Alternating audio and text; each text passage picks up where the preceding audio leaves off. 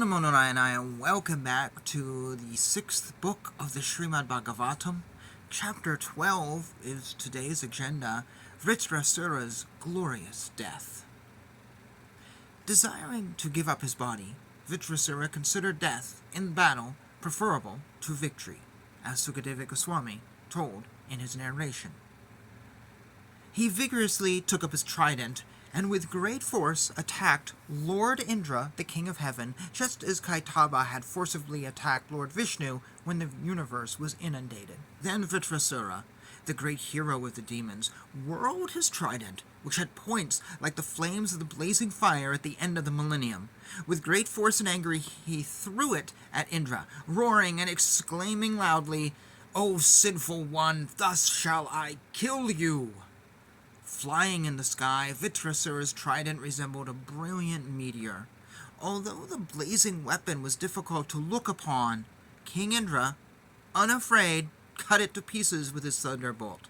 Simultaneously, he cut off one of Vrtrasura's arms, which was as thick as the body of Vasuki, the king of the serpents. Although one of his arms was severed from his body, Vrtrasura angrily approached King Indra and struck him on the jaw with an iron mace. He also struck the elephant that carried Indra. Thus Indra dropped the thunderbolt from his hand. The denizens of various planets, like the demigods, demons, Karanas, and Siddhas, praised Vrtrasura's deed.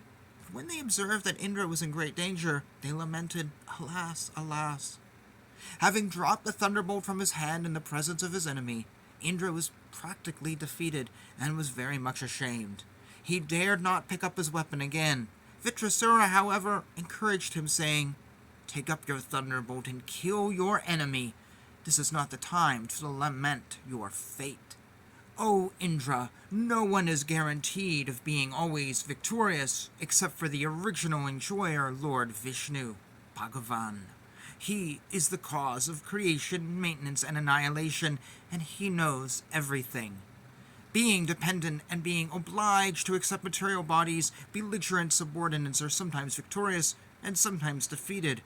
All living beings, in all the planets of this universe, including the presiding deities of all the planets, are fully under the control of the Lord. They work like birds caught in a net who cannot move independently.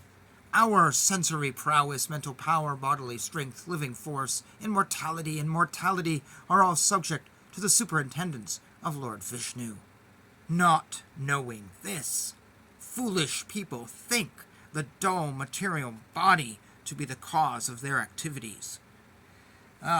King Indra, as a wooden doll that looks like a woman, or as an animal made of grass and leaves, cannot move or dance independently, but demands fully on the person who handles it. All of us dance according to the desires of the Supreme Controller, the Supreme Personality of Godhead. No one is independent. The three Purushas, the material nature, the total material energy, the false ego, the five material elements, the material senses, the mind, the intelligence, and consciousness, cannot create the material manifestation without the direction of Lord Vishnu.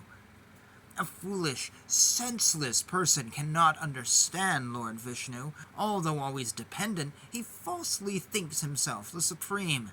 If one thinks, according to one's previous fruitive actions, one's material body is created by the father and mother, and the same body is annihilated by another agent, as another animal is devoured by a tiger, this is not proper understanding. Lord Vishnu himself creates and devours the living beings through other living beings.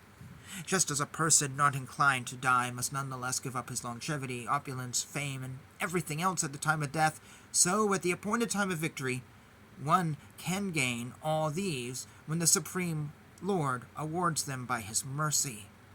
Since everything is dependent on the supreme will of the Lord, one should be equiposed in fame and defamation, victory and defeat, life and death, in their effects represented as happiness and distress. One should maintain oneself in equilibrium without anxiety. One who knows that the three qualities of goodness, passion, and ignorance are not qualities of the soul, but qualities of material nature, and who knows that the pure soul is simply an observer of the actions and reactions of these qualities should be understood to be a liberated person. He is not bound by these qualities. Just look at me, King Indra. I have already been defeated, for my weapon and arm have been cut to pieces. You have already overwhelmed me, but nonetheless, with a desire to kill you, I am trying my best to fight. I am not at all morose even under such adverse conditions. Therefore, you should give up your moroseness and continue fighting. Consider this battle a gambling match in which our lives are at stake, and the arrows are the dice, and the animals acting as carriers are the game board. No one can understand who will be defeated and who will be victorious. It all depends on providence. Sukadeva Goswami continued his narration. Hearing the straightforward, instructive words of Vrtrasura, King Indra praised him, and again took the thunderbolt in his hand. Without bewilderment or duplicity, he then smiled and spoke as follows. Indra said, "O great demon, I see by your discrimination and endurance in devotional service, despite your dangerous position, that you are a perfect devotee of Lord Vishnu, the Supersoul and friend of everyone. You have surmounted the illusory energy of Lord Vishnu, and because of this liberation, you have given up the demonic mentality and obtained the position of an exalted devotee.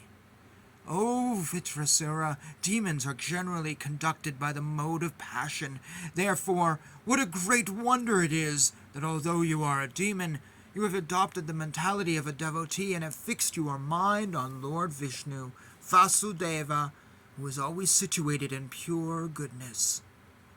A person fixed in the devotional service of Lord Hari, the Lord of the highest auspiciousness, swims in the ocean of nectar.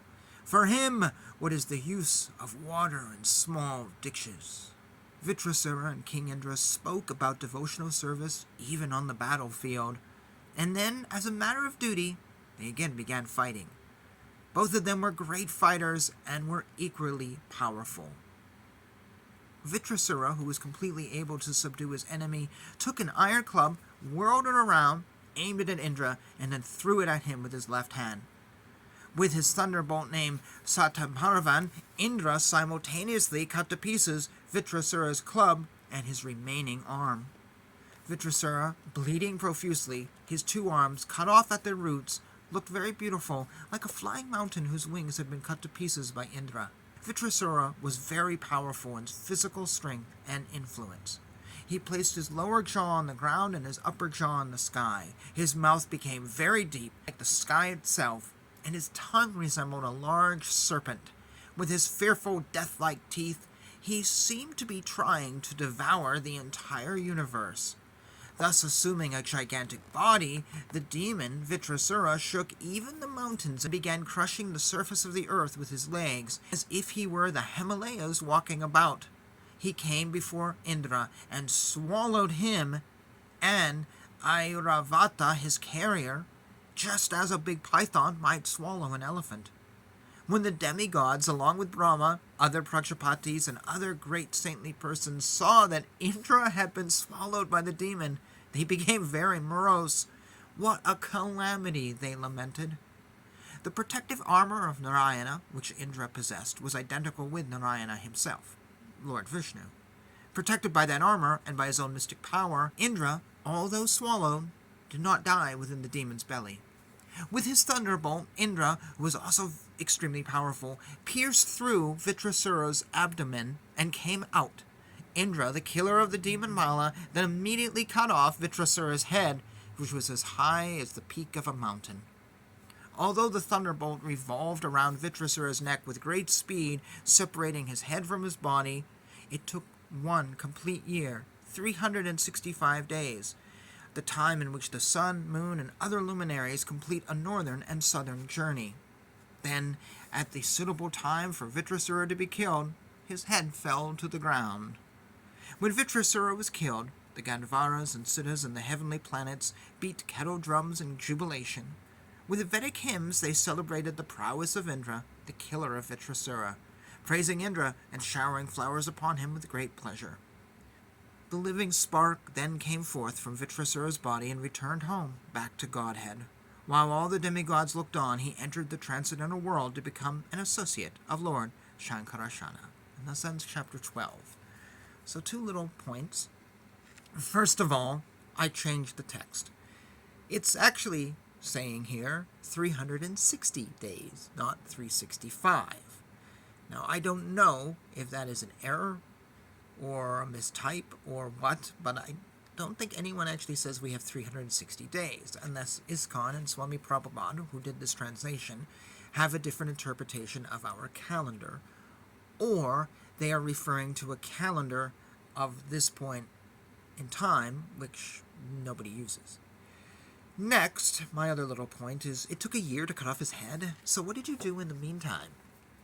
What happened in that year?